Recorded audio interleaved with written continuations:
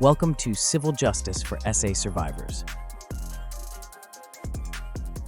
Welcome back to Civil Justice for SA Survivors with attorneys Marc Pearlman and Melissa Anderson. Marc and Melissa represent survivors of SA or sexual assault and exploitation across Illinois, guiding them through the civil justice process with compassion and clarity. I'm Chelsea, and today we're talking about how a civil sexual abuse lawsuit works in Illinois and what the legal process typically looks like from start to finish. Welcome back. Thank you. Thank you. Marc and Melissa, what typically happens after someone first reaches out to discuss a possible civil case? After they first reach out, not a lot happens right away because that's a very, very difficult, traumatic thing for a survivor to do, which is to come forward. So the first thing we want to do is make them comfortable with us, first of all. One of the things that unfortunately affects every survivor is the inability to trust people, because this happened typically by a trusted person. So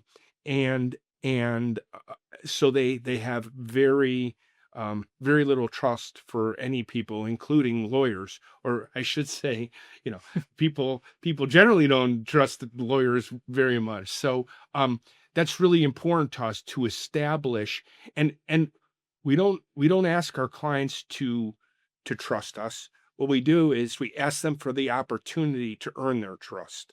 So when someone comes forward, it's probably a good idea initially not to rush into a lawsuit or an alternative resolution process. It's really important to understand who your client is, what they're dealing with, and take it at their pace. It's not one of the things that we make very, very clear is that they're in control of this process, including that it moves at their pace, not our pace.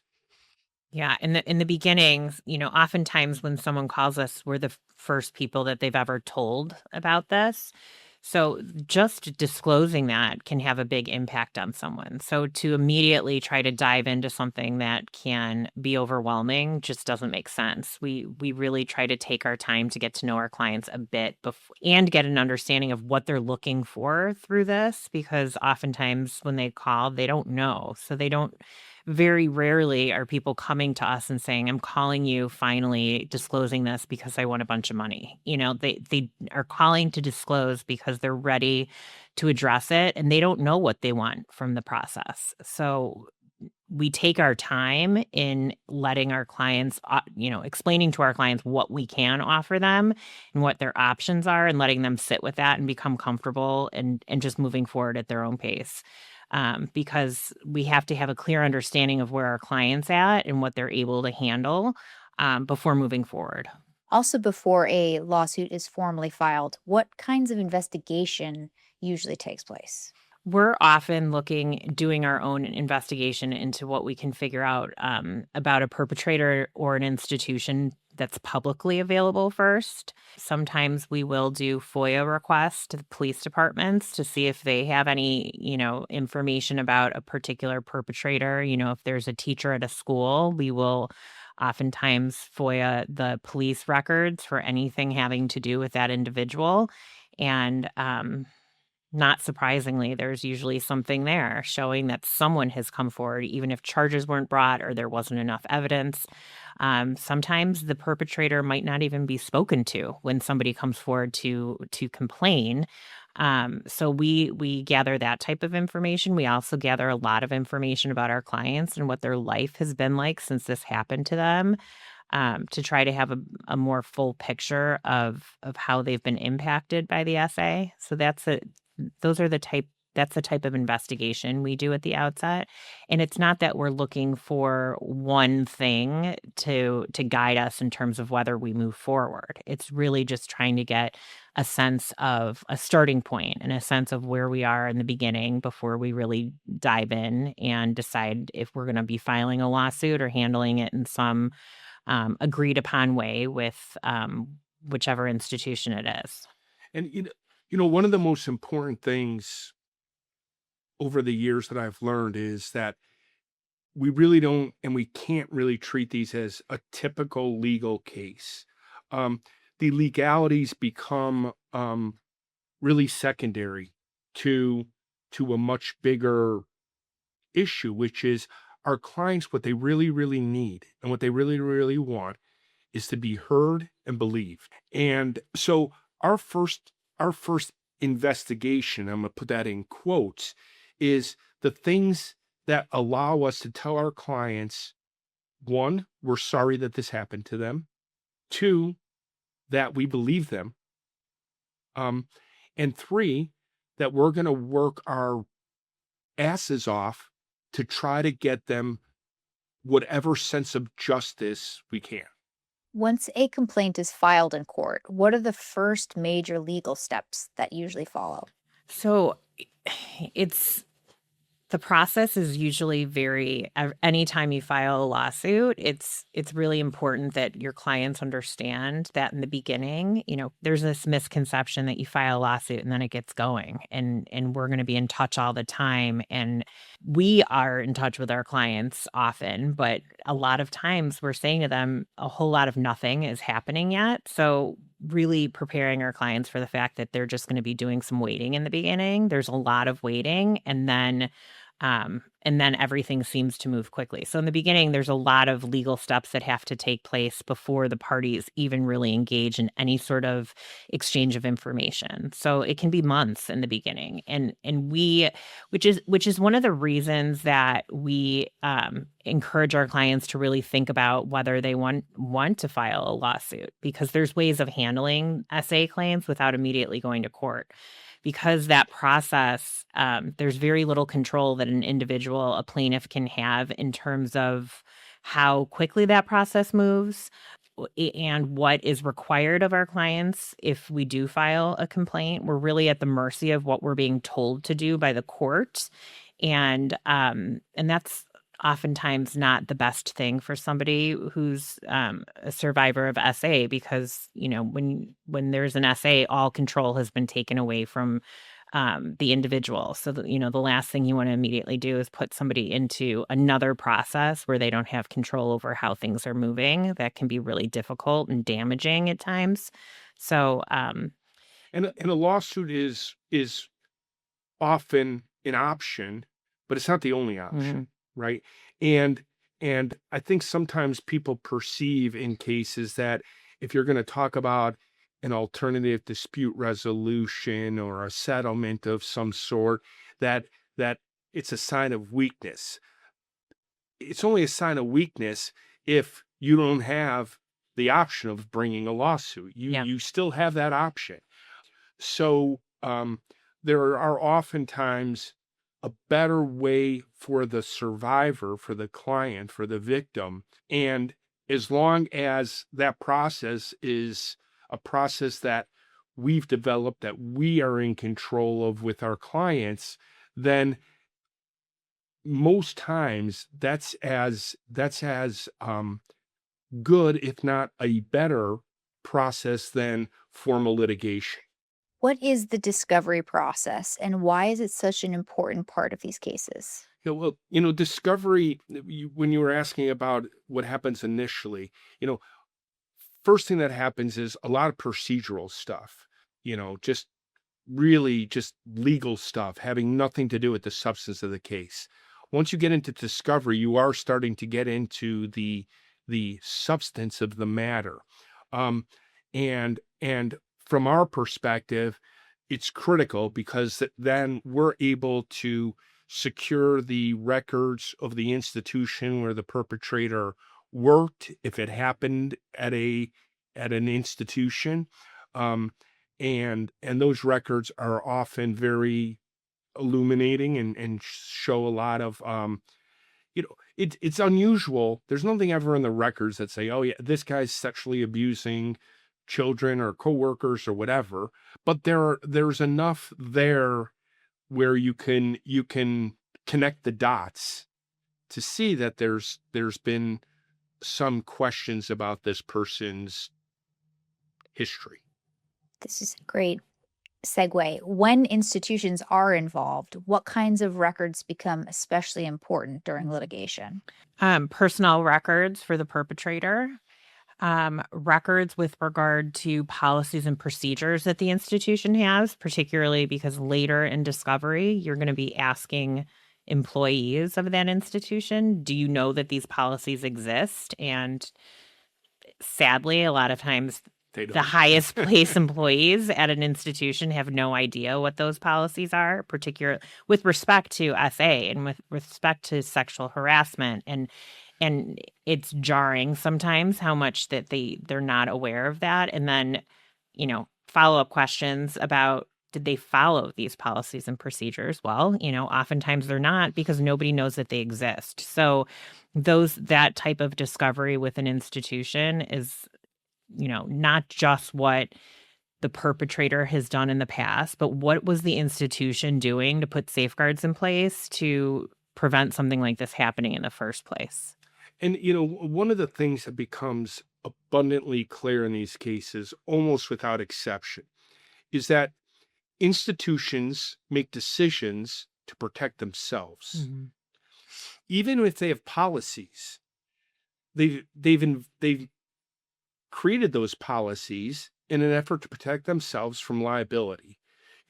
Often, and I'm not suggesting that they're not compassionate people, but that's just the way the corporate world works. Is you make policies so that you avoid problems, and so it's often not surprising that those policies aren't necessarily known or followed, because that involves a potential problem. If you investigate too much, or if there's red flags and you're acting on them, that creates a potential problem. And it's really important that institutions start putting human beings ahead of the institution. At what point do settlement discussions typically begin, and how are those conversations approached during litigation?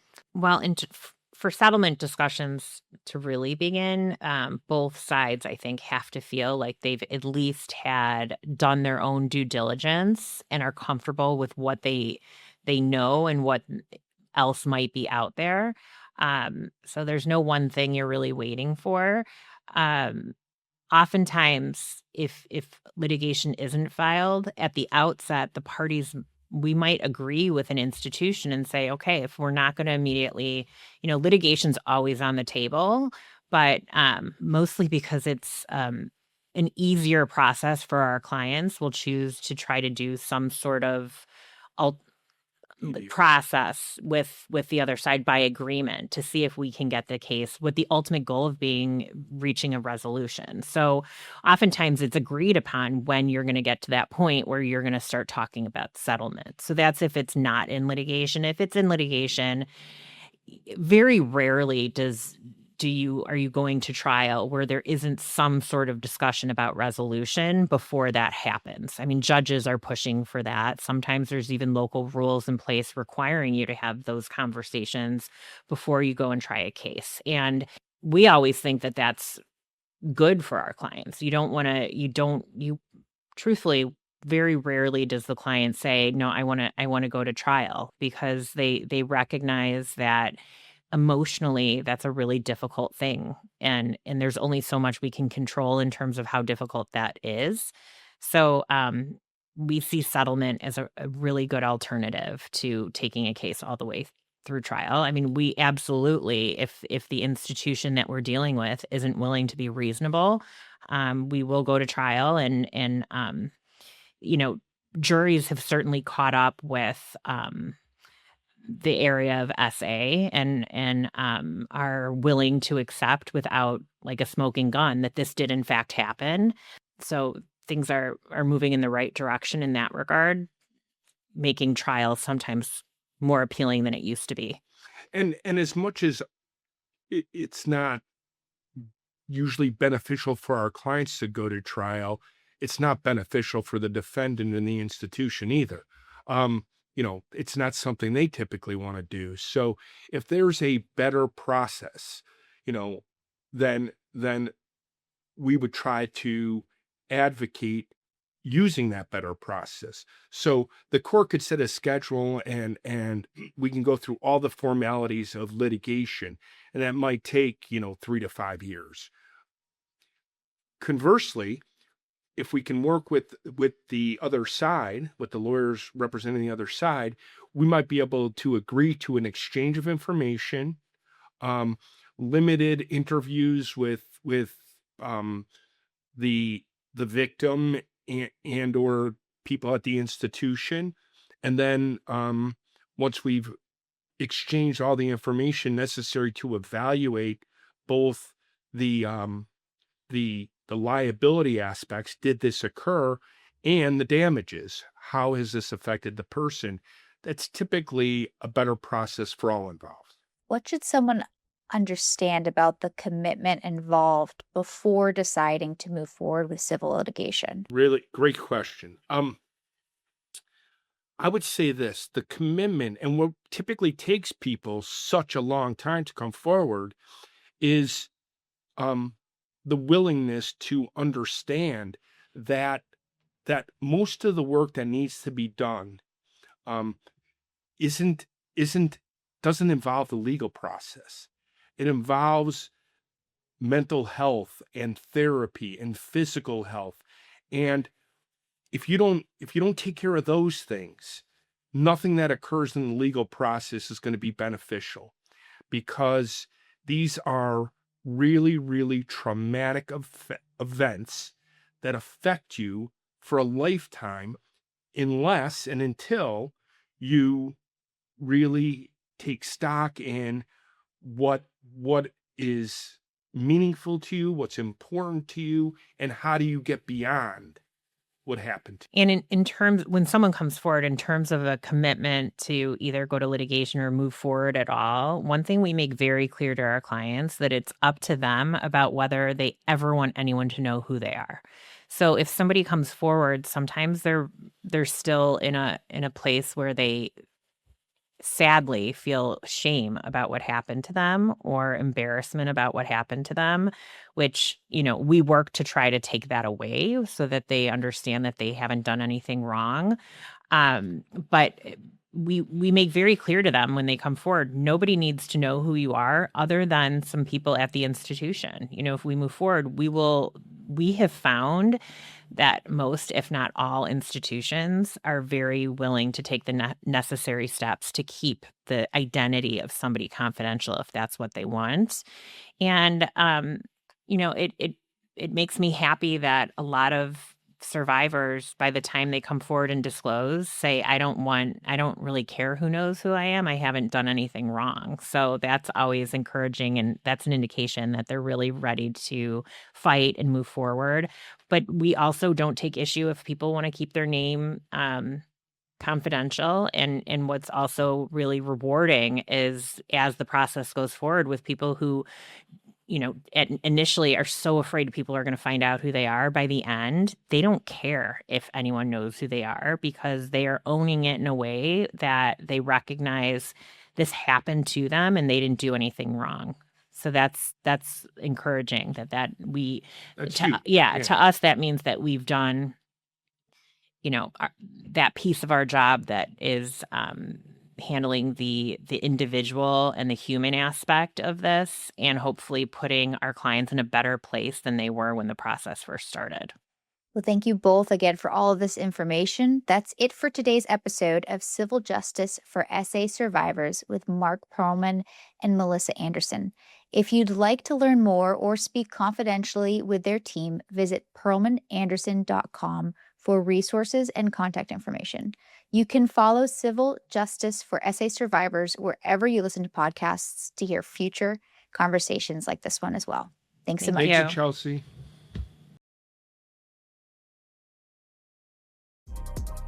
Thanks for watching. Be sure to hit that like and subscribe button and leave us a review in the comments.